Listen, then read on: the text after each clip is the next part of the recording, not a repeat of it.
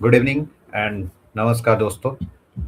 आज से दोस्तों अपनी पहली लाइव स्टार्ट हो रही है। और अभी तक मैं आपके अभी तक मैं वीडियो रिकॉर्ड कर रहा था और उन वीडियो को अपलोड कर रहा था। इसके अलावा शॉर्ट्स के थ्रू हम जुड़े हुए थे, बट आज से हम लाइव जुड़ेंगे। और आई होप आपका सपोर्ट जैसे मुझे शॉर्ट्स पे मिल रहा है वैसे ही यहाँ लाइव में मिलेगा। और मैं आशा करता हूँ अब सभी मेरे साथ वैसे ही जुड़ पाएंगे जैसे मैं आप सभी के साथ जुड़ा हुआ हूँ। और इसी आशा के साथ और इन्हीं चीज़ों और और अपनी चैनल के बेहतरीन के लिए और अपने इंडिया टीम के सपोर्ट के लिए हम यहाँ पे जुड़ेंगे। और ये चैनल ऐसा चैनल नहीं है जहाँ पर सिर्फ मैं ही बात करूँगा या मैं ही अपने राय रखूँगा। यहाँ पर आप सभी भी जुड़ सकते हैं। और जितने भी मेरे फ्रेंड्स, जितने भी मेरे भाई हैं या जो भी मेरे दोस्त हैं, वो सब भी जुड़ सकते हैं। ये एक समझ जाइए कि क्रिक टॉक ये आपका अपना एक परिवार है। और ये आपका एक अपना स्टेज है जहाँ पर आप अपनी आवाज़ रख सकते हैं, अपने सवाल रख सकते हैं। और मैं कोशिश करूँगा उन सभी सवालों का आंसर देने के लिए। इवन मेरी प्लानिंग आने वाले समय में कि जब भी कि कोई भी अगर व्यूअर्स मेरे साथ जुड़ना चाहते हैं तो मेरे साथ लाइव जुड़ सकते हैं और हम लाइव डिस्कस भी कर सकते हैं। तो दोस्तों, अभी तक आपको वर्ल्ड कप का अभी तक आपको वर्ल्ड कप कैसा लगा है और कैसी फीलिंग आ रही है वो इस बार वर्ल्ड कप देखकर? अगर मेरी राय में अगर मेरी राय आप पूछोगे तो मेरी राय ये है कि अभी तक अपने ये जो T20 वर्ल्ड कप रहा है, ये one of the best world cup रहा है। मैं बेस्ट वर्ल्ड कप इसलिए बोल रहा हूँ क्योंकि यहाँ पर कुल 8 टीमें कुल 20 टीमें परफॉर्म कर रही थी जिन्हें हमें पता था। और प्रत्येक लाइक 4 ग्रुप थे और उन चारों ग्रुपों में 5-5 टीमें थी। और हमें जानते थे कि ये और इन 5-5 टीमों में से केवल 2 टीम सुपर 8 के लिए क्वालीफाई करने वाली थी। तो कल जो नॉर्मल लीग मैचेस है वो फिनिश हो जाएंगे और इसके बाद सुपर 8 फाइनली पता चलेगा। वैसे सुपर 8 लगभग हमें पता चल गया है।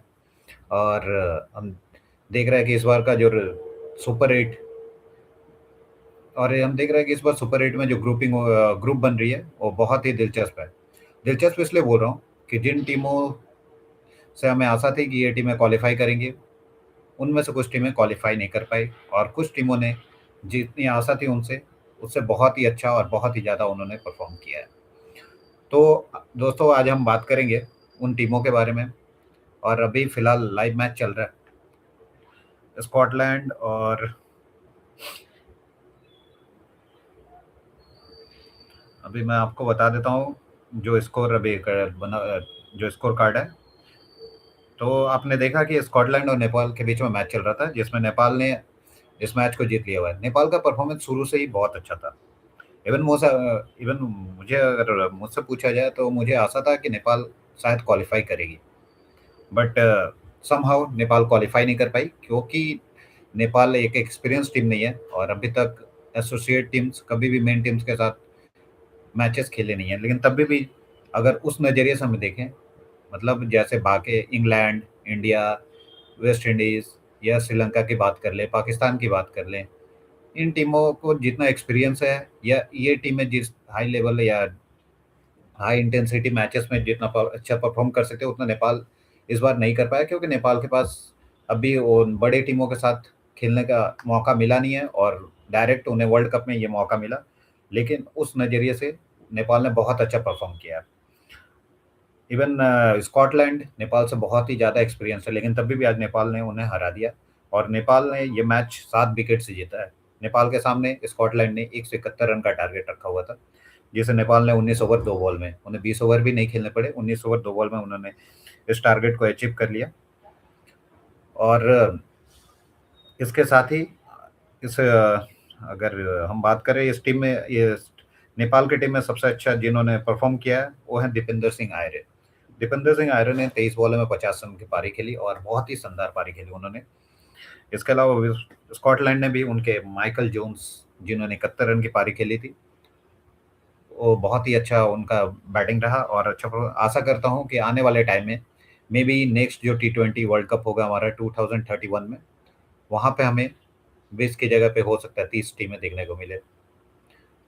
क्योंकि अभी बहुत सारे नेशंस हैं जो कि इस बार क्वालिफाई नहीं कर पाए और उन्हें वर्ल्ड कप में उतना उन्हें मौका मिला नहीं। लेकिन आने वाले टाइम में जैसा रिपोर्ट्स आ रहे हैं, वैसे रिपोर्ट्स की अगर माने।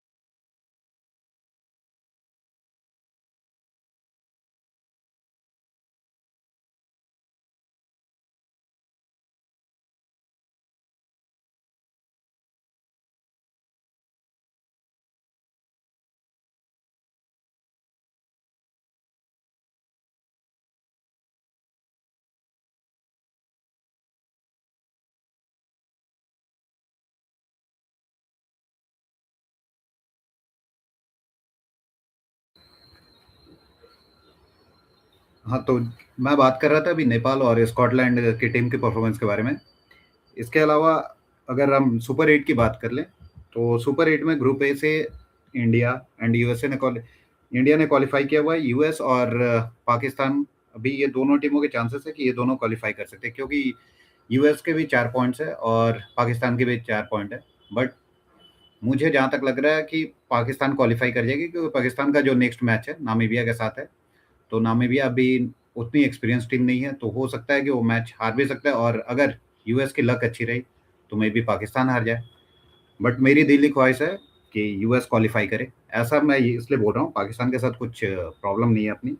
बट यूएस की जैसी परफॉर्मेंस रही है, और एक एसोसिएट नेशन जो कि एक नई कंट्री है, और मतलब नई कंट्री है क्रिकेट एरिया में, और वहाँ पर आकर जैसा उन्होंने परफॉर्मेंस दिया हुआ है, उसके कंपैरिजन के हिसाब से अगर हम बात करें तो यूएस बहुत ही अच्छा परफॉर्मेंस दे रही है। और इवन उनका नेट रन रेट भी है, वो पाकिस्तान के कंपैरिजन में बहुत बेटर है। तो इससे पता चल रहा है कि यूएस इंडिया के बाद से अगर उस ग्रुप ए में किसी और टीम का परफॉर्मेंस देखा जाए तो यूएस ने बहुत अच्छा परफॉर्म किया। ग्रुप बी में ऑलरेडी 2 टीमें क्वालिफाई कर चुकी हैं, श्रीलंका और जिम्बाब्वे। ये जो ग्रुप था बहुत ही डिफिकल्ट ग्रुप था, क्योंकि इसमें श्रीलंका, जिम्बाब्वे और ऑस्ट्रेलिया तीनों थे। बाकी 2 एसोसिएट नेशन थे, बट ये 3 जो हमारे टॉप 10 नेशंस हैं, उसमें से 3 नेशंस इसी में थे। और इन तीनों नेशंस में से श्रीलंका ने तो क्वालिफाई कर लिया। चांसेस भी थे श्रीलंका के क्वालिफाई करने के, क्योंकि श्रीलंका के सारे मैचेस जो थे वो ऑलरेडी श्रीलंका में हो रहे हैं। तो उन्हें अपने पिचेस के आइडियाज हैं, और उन्हें पता है कि उनके पिचेस कैसे बिहेव करेंगे।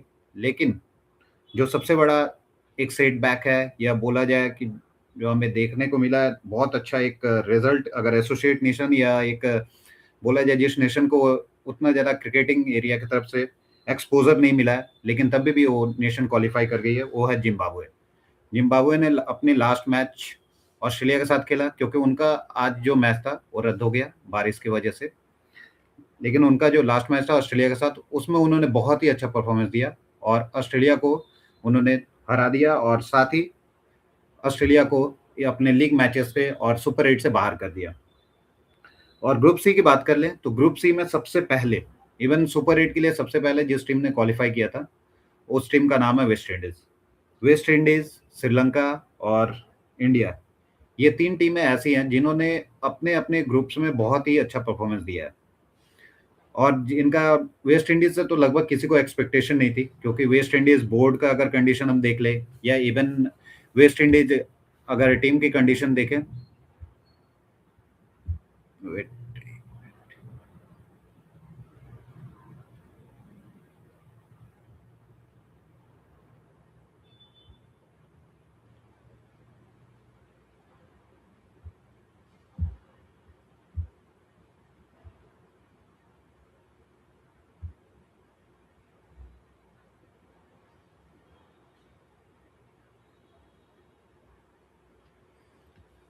सॉरी। हाँ, तो वेस्ट इंडीज का जैसे परफॉर्मेंस रही है अभी तक, तो लग नहीं रहा था वेस्ट इंडीज क्वालिफाई करेगी। सबका जो एक्सपेक्टेशन था वो ऑस्ट्रेलिया से था, लेकिन एज यूजुअल ऑस्ट्रेलिया आज तक कभी भी टी20 मैचेस में या टी20 लीग में देखा जाए, कभी भी वो अच्छा परफॉर्मेंस नहीं दे सकी है। Even maximum times league group से बाहर हो जाते हैं या सुपर 8 से बाहर हो जाते हैं। बट इस बार तो उन्होंने लीग अपनी लीग ग्रुप थी उसी से बाहर हो गए, और जिम्बाब्वे, श्रीलंका उस टीम वहां से क्वालिफाई कर चुकी है, साथ ही वेस्ट इंडीज एंड इंग्लैंड। इसके अलावा जो लास्ट ग्रुप है ग्रुप डी, यहाँ पर ये अगर ग्रुप बी की बात करें और ग्रुप डी की, ये दो ग्रुप जो थी बहुत ही डिफिकल्ट थी, क्योंकि ग्रुप जैसे ग्रुप बी में श्रीलंका, जिम्बाब्वे, ऑस्ट्रेलिया थे, वैसे ही ग्रुप डी में साउथ अफ्रीका, न्यूजीलैंड और साथ में अफगानिस्तान थी। अफगानिस्तान बहुत ही अच्छा परफॉर्मेंस दे रही थी, और मेरा ऐसा मानना था कि अगर अफगानिस्तान को ग्रुप ए में रखा जाता तो ज़्यादा बेटर होता, क्योंकि इंडिया की जो ग्रुपिंग थी, इंडिया पाकिस्तान के अलावा बाकी जो टीम थे एसोसिएट टीम थे, तो आप अफगानिस्तान को उस टीम में रख सकते थे। और अगर अफगानिस्तान रहती तो मे भी कंपटीशन हमें ग्रुप ए में और ज़्यादा देखने को मिलता, क्योंकि इंडिया और पाकिस्तान का जो एक मैच था, और जैसा लोगों को पता नहीं कैसा एक एक्सपेक्टेशन रहता है कि पाकिस्तान अच्छा परफॉर्मेंस करेगी, बट अभी तक लास्ट अगर हम 3-4 साल, इवन 7-8 साल से देख लें, तो पाकिस्तान का परफॉर्मेंस वैसा कुछ रहा नहीं है। ये सिर्फ एक हाइप बनाया जाता है कि इंडिया पाकिस्तान। बट अब मेरा मानना है कि पाकिस्तान इंडिया से क्रिकेटिंग क्राइटेरियाज में बहुत ही पीछे है, चाहे उनके बोर्ड हो या उनके प्लेयर्स हो। ये सिर्फ मैचेस के बाहर और पिच के बाहर ही अच्छी परफॉर्मेंस देते हैं, जैसे ही उनकी बारी आती है खेलने की, उनका परफॉर्मेंस ऑलवेज खराब हो रहा है। और आई डोंट नो कि ये कब तक ऐसा कंडीशन रहेगा, और आने वाले टाइम में अगर ये पाकिस्तान की कंडीशन कंटिन्यू रहती है, तो आई डोंट थिंक दैट आने वाले टाइम में ऑडियंस या कोई भी जो भी मैचेस देखना चाहते हैं और एक इंटरेस्टिंग मैच देखना चाहते हैं, वो इस मैच के लिए इंतजार करेंगे। इससे अगर इंडिया की मैचेस की बात करें, तो इंडिया की तो सबसे बेटर मैच यूएस के साथ रही थी, क्योंकि यूएस ने बहुत ही एक टफ कंपटीशन दिया था। उन्होंने 77 रन पे कुल 4 विकेट गिरा दिए थे। एक समय पे तो ऐसा लग रहा था कि इंडिया कहीं ऑल डाउन ना हो जाए, या हमें वहाँ पे एक बहुत बड़ी हार का सामना ना करना पड़े।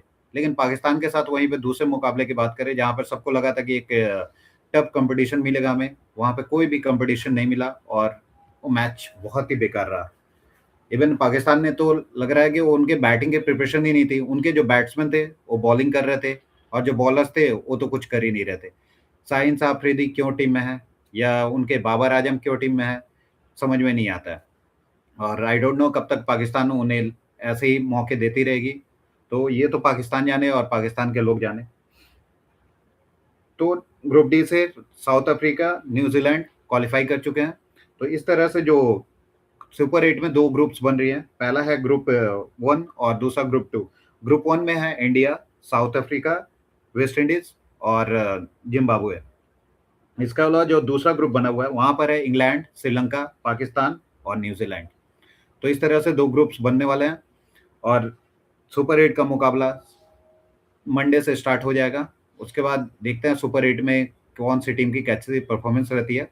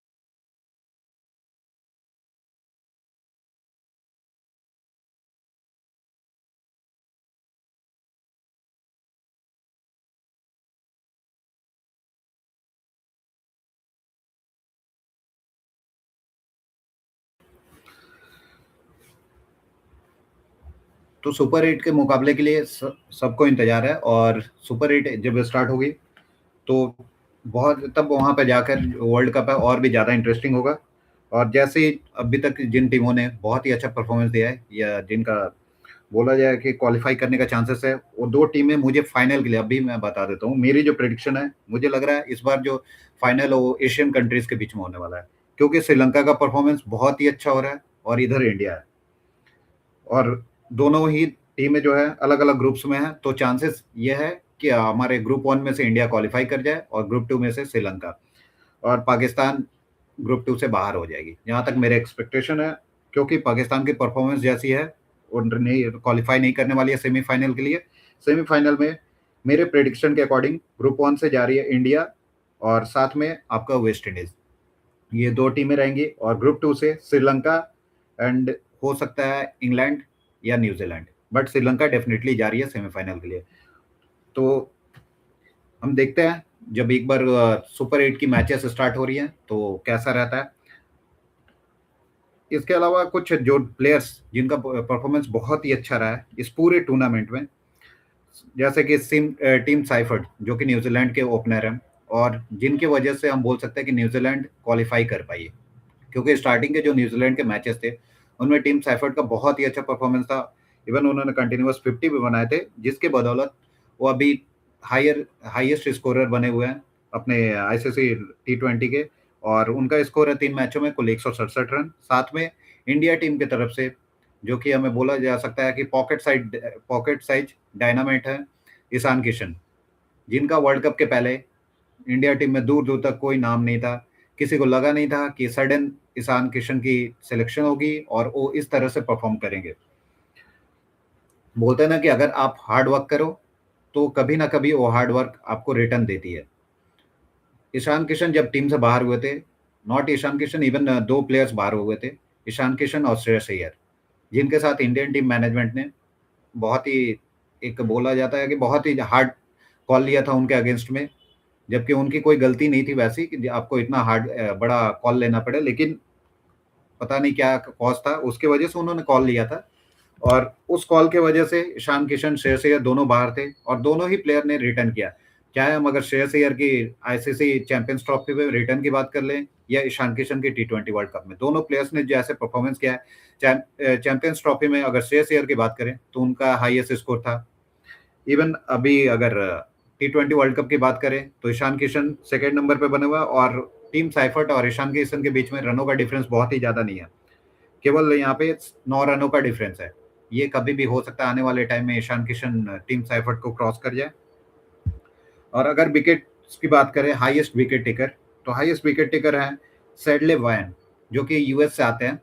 और यूएस जो एक नई का जो आपके क्रिकेटिंग नेशन है, वहां पर से एक बॉलर का ऐसे आकर परफॉर्मेंस देना एक बहुत बड़ी बात है, क्योंकि आपके सामने दूसरी टीम में जसप्रीत बुमराह थे, फिर आपके पाकिस्तान के साहिल अफरीदी थे, इवन श्रीलंका में बहुत बड़े बड़े बॉलर्स है, वानेंदु हर्षंगा थे, पथिराना थे, लेकिन उन प्लेयर्स का इसमें नाम नहीं है।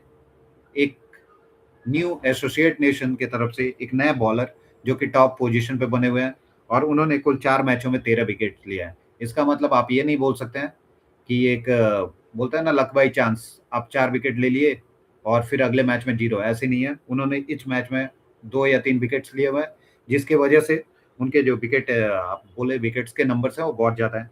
दूसरे नंबर पर लोंगी नगेडी है, जो कि तीनों मैच में उन्होंने 8 विकेट लिया।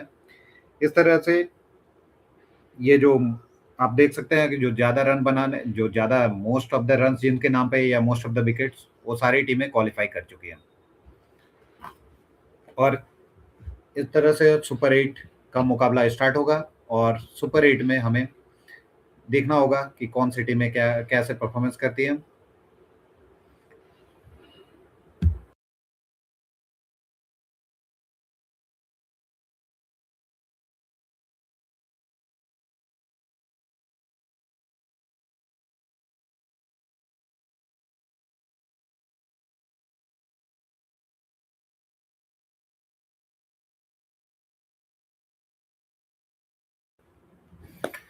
और जैसे ही वर्ल्ड कप समाप्त होगी तो साथ ही साथ फिर T20 वर्ल्ड, हमारा जो मोस्ट या बोला जाता है ग्लोबली सबसे बड़ी जो लीग है आईपीएल स्टार्ट हो जाएगी। तो आने वाले टाइम में जितने भी क्रिकेट प्रेमी या जिनको भी क्रिकेट पसंद है वो सारे लोग बहुत ही बिजी रहने वाले हैं, क्योंकि अप्रैल तक ऐसे ही बिजी शेड्यूल चलने वाला है। और आने वाले समय तक अगर आप बोल सकते हैं आज से मेरी लाइव स्टार्ट हुई है, और ऐसे ही मैं रेगुलर आपके साथ लाइव जुड़ता रहूँगा और लाइव आपसे बातें होती रहेंगी।